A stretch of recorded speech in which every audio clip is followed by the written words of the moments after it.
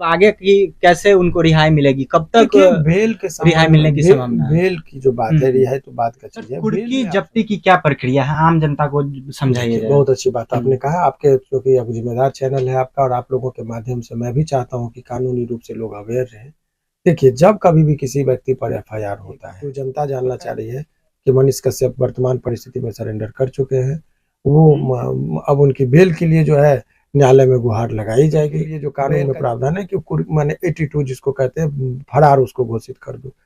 फरार घोषित करने का इम्पैक्ट ये होता है कि अभी केवल उनको इकोनॉमिकल ऑफेंस के जो पुलिस थे, जो संबंधित थाना होता है, उसी का पुलिस उसको रिलीजिंग की बात लोग कर रहे हैं। इस केस में बेल तुरंत मिल सकता है, लेकिन निकलेंगे तब जब सभी मामलों में ये निपटा के ही निकलेंगे। कोई व्यक्ति यदि फरार है, घोषित कर दिया गया हो, ऐसे परिस्थिति में एनीबॉडी कैन अरेस्ट। आम जनता को भी देखना चाहिए, आप उनको भी यही कहेंगे कि आप भी संयमी तरीके से रहिए, कानून पर भरोसा रखना चाहिए।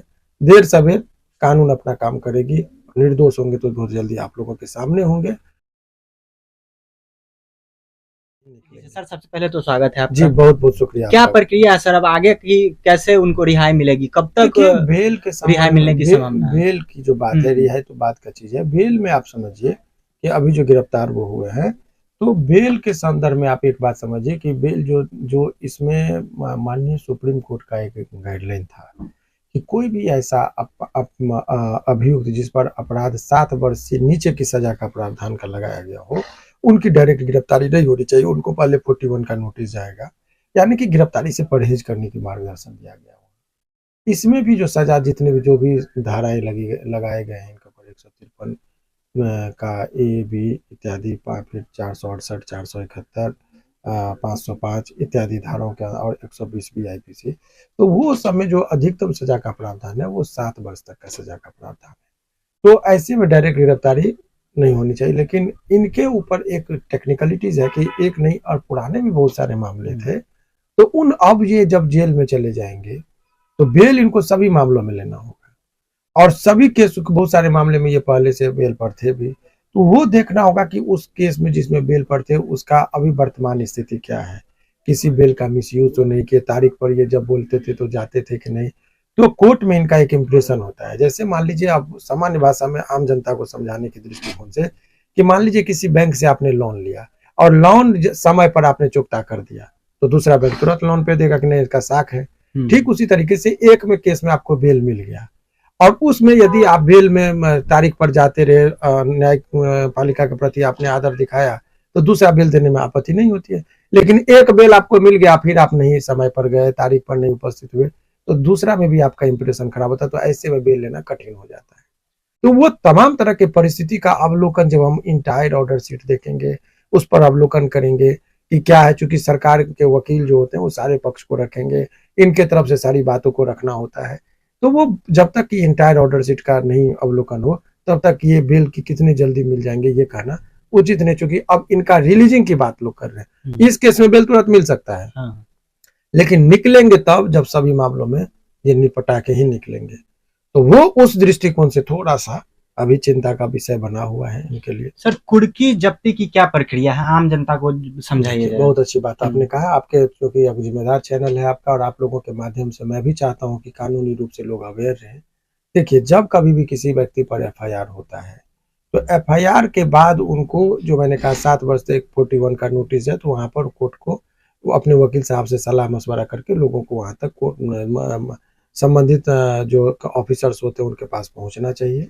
उसके बाद का यदि वो वहां पर नहीं गए, गिरफ्तारी का खतरा है, तो ऐसे में परिस्थिति में आप एक काम कर सकते हैं कि पुलिस यदि वहां पर 41 का कंप्लेंट नहीं करते हैं तो वारंट निकालती है। वारंट क्या है, एक तरह से आदेश होता है पुलिस को कि जाओ तो जहां भी है उस व्यक्ति को पकड़ के लाओ। अब पुलिस ढूंढना शुरू करती है, व्यक्ति मिलते नहीं है, कहीं छुप गए, नहीं मिल रहे। तो ऐसे परिस्थिति में है कि इतना मजबूर कर दो कि कहीं भी रहेगा तो व्यक्ति उपस्थित हो जाए।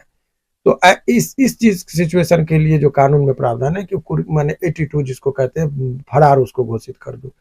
फरार घोषित करने का इम्पैक्ट ये होता है कि अभी केवल उनको इकोनॉमिकल ऑफेंस के जो पुलिस थे, जो संबंधित थाना होता है, उसी का पुलिस उसको गिरफ्तार कर सकता है। जैसे उदाहरण तौर पर कि पटना में अपर केस है तो दिल्ली पुलिस आपको गिरफ्तार नहीं करेगी। परंतु कोई व्यक्ति यदि फरार है, घोषित कर दिया गया हो, ऐसे परिस्थिति में एनीबॉडी कैन अरेस्ट हिम।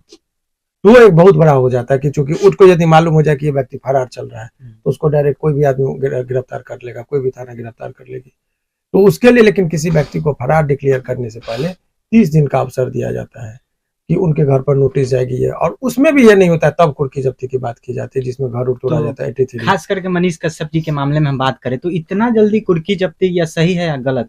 देखिए, शुरुआती इतना जल्दी यदि होगा तो प्रक्रियात्मक एरर होगा, परंतु इस केस में पुलिस का कहना है कि ये जो है पुराने मामले में जो है जो बहुत दिनों से चल रहा था उसमें इनको 83 की कार्रवाई की गई है, जो एसपी साहब का बयान था। अब वो बयान के आधार पर ही हम लोग बात करें, क्योंकि पुलिस मुख्यालय से कि खबरों की पुष्टि हो उसी बात पर विवेचना होनी चाहिए। तो ये बात अभी जो खबर जो उनके बयान पर यदि मान लिया जाए तो वो प्रक्रियात्मक इस तरीके से सही दिखता होता हुआ दिख रहा है कि अपना जस्टिफिकेशन दे रहे हैं। लेकिन बाकी बहरहाल ये जो जनता जानना चाह रही है कि मनीष कश्यप वर्तमान परिस्थिति में सरेंडर कर चुके हैं, वो अब उनकी बेल के लिए जो है न्यायालय में गुहार लगाई जाएगी। बेल का जो प्रक्रिया है वो सेशन कोर्ट में हो या हाई कोर्ट में हो, ये तो निर्भर करता है परिस्थिति पर, लेकिन देर सवेर बेल मिल ही जाती है, इसलिए बहुत हताश और निराश होने की जरूरत नहीं है। आम जनता को भी देखना चाहिए, आप उनको भी यही कहेंगे कि आप भी संयमी तरीके से रहिए, कानून पर भरोसा रखना चाहिए। देर सवेर कानून अपना काम करेगी, निर्दोष होंगे तो बहुत जल्दी आप लोगों के सामने होंगे, और यदि दोषी होंगे तो न्यायालय में किसी को नहीं बख्शा जाता है। यही सब चीज को देखना होता है। सर, हमारे चैनल के माध्यम से आम लोगों को, हमारे दर्शक को जानकारी देने के लिए धन्यवाद। बहुत बहुत